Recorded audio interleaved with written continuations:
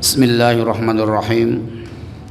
Assalamualaikum warahmatullahi wabarakatuh.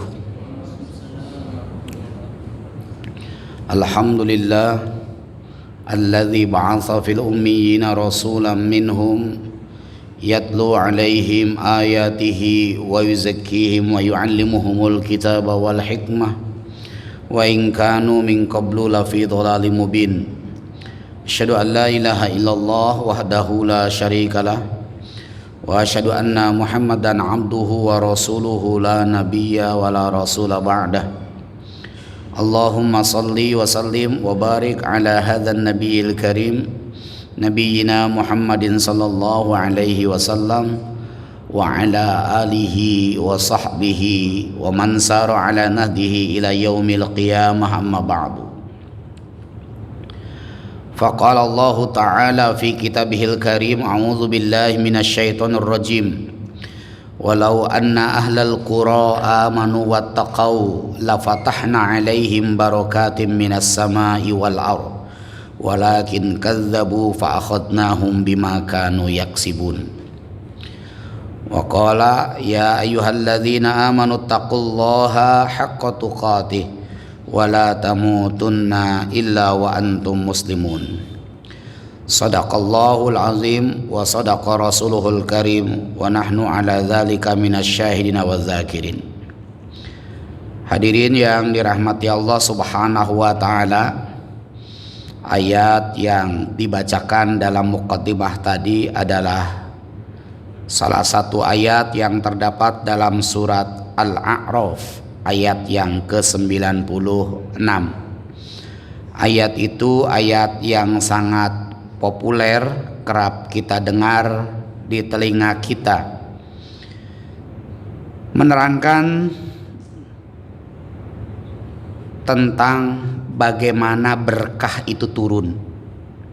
Walaupun sesungguhnya latar belakang ayat ini diturunkan oleh Allah Subhanahu wa taala terkait dengan betapa umat para nabi terdahulu tidak pernah mau bersyukur kepada Allah Subhanahu wa taala, hingga Allah Subhanahu wa taala menurunkan azab kepada mereka.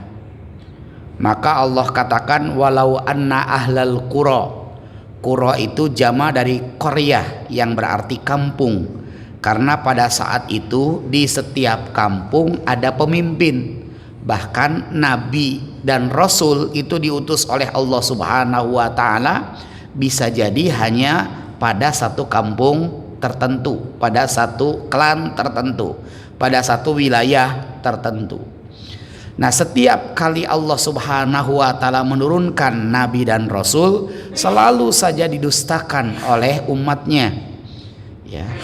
Sejak dari zaman Nabi Ibrahim alaihissalam, Nabi Nuh alaihissalam, sampai dengan Nabi Muhammad sallallahu alaihi wasallam, kerap kali para nabi didustakan, baik kapasitasnya sebagai nabi dan rasul maupun risalah yang dibawanya pun didustakan oleh mereka. Sampai-sampai Allah kemudian menurunkan nabi secara berulang-ulang. Ketika Nabi Muhammad ditetapkan sebagai nabi yang terakhir, khatamul anbiya wal mursalin, maka sejak saat itu tidak ada nabi lagi. Tapi Nabi Muhammad kemudian meninggalkan dua pusaka, yaitu Al-Quran dan As-Sunnah. Taraktu fikum amroini ma in tamassaktum bihima lan tadhillu ba'dahu abadan, kitaballahi wa sunnata rasuli. Kalau zaman nabi masih ada, maka pengingkaran terhadap nabi banyak dilakukan oleh umatnya, jelas kepada nabinya. Kalau kita yang tidak mendapati nabi, maka pengingkaran kita kepada Al-Quran dan As-Sunnah sama dengan pengingkaran kita kepada Rasulullah Sallallahu Alaihi Wasallam. Ya. Maka hadirin yang dirahmati Allah Subhanahu Wa Taala, landasan yang harus kita pegangi adalah Al-Quran dan As-Sunnah sebagai jalan hidup kita. Maka Allah memberikan rahasia kepada kita bagaimana cara kita memperoleh berkah. Berkah itu, kalau Imam Syafi'i mengatakan ziyadatul khair. Ya, ziyadatul khair itu bertambahnya kebaikan. Ya, dalam tafsir Al-Wasit dinyatakan bahwa berkah itu adalah subutul khair al-ilahi, subutul khairil ilahi fi syai', tetapnya kebaikan yang bersifat ilahiyah pada sesuatu. Hadirin yang dirahmati Allah Subhanahu wa taala, semua yang Allah ciptakan hakikatnya adalah memberikan keberkahan sesuai dengan sifat dari apa yang Allah ciptakan. Air, ya, hakikatnya adalah memberikan kebaikan. Ya, ketika air memberikan kebaikan kepada kita, itu maknanya kita mendapatkan berkah dari Allah melalui air itu. Kalau air itu kemudian tidak memberikan kebaikan pada diri kita, sebabnya adalah karena ulah tangan kita sendiri. Ya, disitulah kita tidak mendapatkan keberkahan. Maka Allah katakan dalam Al-Quran, Zoharol fasadu fil barri wal bahri bima kasabat aydin nas. Telah terjadi kerusakan di muka bumi karena akibat ulah tangan manusia. Makanan hakikatnya memberikan kebaikan kepada tubuh kita. Kalau kemudian sesuatu yang kita makan tidak memberikan kebaikan kepada tubuh kita, berarti makanan itu tidak memberikan keberkahan kepada kita. Sebabnya bisa jadi akibat ulah tangan kita sendiri. Apakah cara makannya yang keliru? Apakah sumber untuk memperoleh makanannya yang keliru? Atau cara mengolahnya yang tidak benar?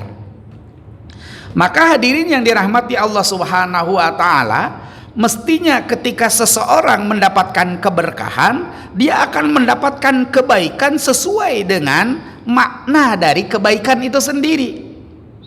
Tidak dibatasi kebaikan hanya pada ekonominya, tidak dibatasi kebaikan hanya pada karirnya, tapi semua yang dikandung oleh kata kebaikan itu sendiri. Dia akan baik secara fisik, baik kesehatannya, baik keluarganya, baik ekonominya, baik kehidupan sosialnya, baik karirnya, baik semuanya. Ini yang harus kita yakini, bahwa setiap keberkahan yang Allah berikan kepada kita, maka seluruh hidup kita itu akan menjadi baik. Kalau ternyata kita tidak mendapatkan kebaikan dalam hidup kita, itulah yang harus kita evaluasi. Ya, bisa jadi keberkahan yang ingin kita raih itu tidak melalui jalan yang setelah ditetapkan oleh Allah Subhanahu wa ta'ala. Hanya dua yang disampaikan oleh Allah Subhanahu wa ta'ala agar kita bisa mendapatkan keberkahan. Yang pertama adalah amanu, yang kedua adalah wattaqau, iman dan takwa. Maka Allah begitu jelas pada ayat ini, walau anna ahlal qura amanu wattaqau, seandainya penduduk kampung itu beriman dan bertakwa, lafatahna, sungguh kami akan bukakan, menggunakan taukid kalau dalam bahasa Arab, ya. Jadi penguatan, sungguh kami akan bukakan. Ini janji Allah Subhanahu wa taala. Maka amanu wattaqau, ya, iman dan takwa itu menjadi syarat yang tidak bisa kita abaikan agar kita bisa memperoleh keberkahan. Ya. Kalau hadirin, kalau kita selalu mengatakan berkah, tapi ternyata ada bagian hidup dari kita yang kita rasakan tidak baik, bisa jadi berkah yang kita ucapkan hanya baru sebatas pemanis bibir belaka. Karena ngomong berkah itu mudah ya, berkah. Sekarang itu bukan hanya umat Islam yang ngomong berkah, non muslim pun mengatakan berkah. Semua istilah-istilah yang kita kenal dalam syariat agama kita sekarang itu juga menjadi sesuatu yang biasa diucapkan oleh non muslim. Sabar, syukur. Ya. Bahkan ada istri saya, saya punya istri, ya. Satu kali ada acara di siang hari, dari pagi sampai sore acaranya. Nah, karena istri saya itu janjian dengan saya mau jemput anak di bandara, pulang umroh ketika itu, istri saya pamit sama temannya yang Katolik. Istri saya bilang, "Bu, saya pamit duluan ya." "Loh, kok mendahului, Bu?" "Iya, saya mau jemput anak saya di bandara, baru pulang umroh." Apa yang dikatakan oleh temannya yang Katolik? "Ya Allah, Bu, barokallah ya Bu ya." Barokallah. Itu kalimat ucapan yang sesungguhnya menjadi milik kita, ya. Ya. Artinya lekat dengan umat Islam. Barokallah. Semoga Allah memberkahi. Tapi sekarang, ya, itu pun menjadi pilihan kata, diksi yang dipakai oleh non muslim. Maka bagi kita hadirin menjadi sangat penting sesungguhnya untuk memahami beragam istilah yang sekarang sudah diserap menjadi bahasa Indonesia. Karena pastilah berbeda berkah yang kita ucapkan dengan berkah yang non muslim ucapkan. Sabar yang kita ucapkan dengan sabar yang mereka ucapkan. Syukur yang kita ucapkan dengan syukur yang mereka ucapkan tentu berbeda. Kita harus memahami di balik kandungan makna syukur, di balik makna kandungan sabar, di balik makna kandungan berkah. Kalau kita tidak paham, berarti posisi kita sama saja dengan mereka. Jadi berkah itu hanya baru sebatas kata-kata yang menghiasi bibir belaka. Ya, kalau kita mendapatkan sesuatu, ya kita hanya mengatakan mudah-mudahan berkah ya, karena mungkin tidak ada ucapan yang lain. Ya. Sama dengan kalau non muslim jenguk temannya yang sedang sakit. Kalau kita kan umat Islam, "Pak, sabar nggih niki ujian ya dari Allah Subhanahu wa taala, insyaallah menjadi penggugur dosa." Kira-kira kalau non muslim jenguk temannya yang non muslim gimana kata-katanya? Ya. Saya kira juga mereka mengatakan sabar nggih gitu. Akhirnya ya mengucapkan kata-kata itu juga. Nah, itu berbeda dengan sabar yang mestinya dipahami oleh konteks syariat agama kita. Nah, berkah pun begitu hadirin yang dirahmati Allah. Ziyadatul khair, bertambahnya kebaikan. Jadi segala sesuatu itu harus memunculkan kebaikan pada diri kita. Kalau kita ingin ya, mendapatkan bahwa apa yang kita peroleh itu adalah keberkahan. Ya, syaratnya iman dan takwa. Ya, kalau kita kupas iman dan takwa ya menjadi panjang lagi kan begitu. Tapi secara sederhana, iman itu sering kita maknai tasdiqun bil qalbi wa iqrarun bil lisan wa amalun bil arkan. Membenarkan dengan hati, mengucapkan dengan lisan, mengamalkan dengan anggota tubuh.